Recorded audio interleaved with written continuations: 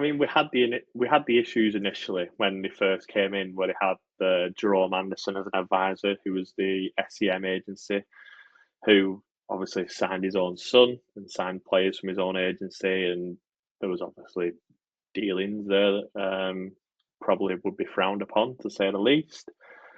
Rudy Gestede ended his career in Melbourne with Steve Keane, who was obviously the manager at the time, who signed all those players, advised by Jerome Anderson.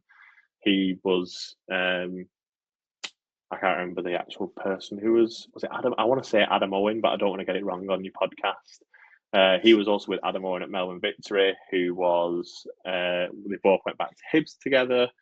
They worked together at Hibs.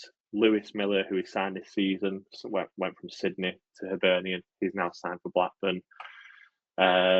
Adam Owen, who was Chris Coleman's assistant for a number of clubs and also as Wales manager. Chris Coleman belongs to the World in Motion agency, who also have Ryan Alabi-Osu, who was signed this summer, and two others that we signed this summer, or Balas Toth, who's a goalkeeper who's we signed last summer. There's just a lot more connections that are happening now with the signings that we're making, the people at the club, and obviously we can't accuse anyone because there's no way of proving. But yeah, obviously if something smells off, usually it is off.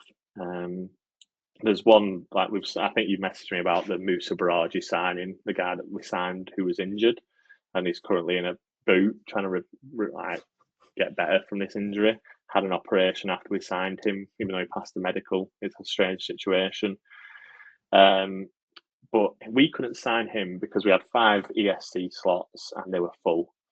And we had to get rid of one of our players. We had a guy called Kafambi that we signed last year. I think he was on like 2019 maybe.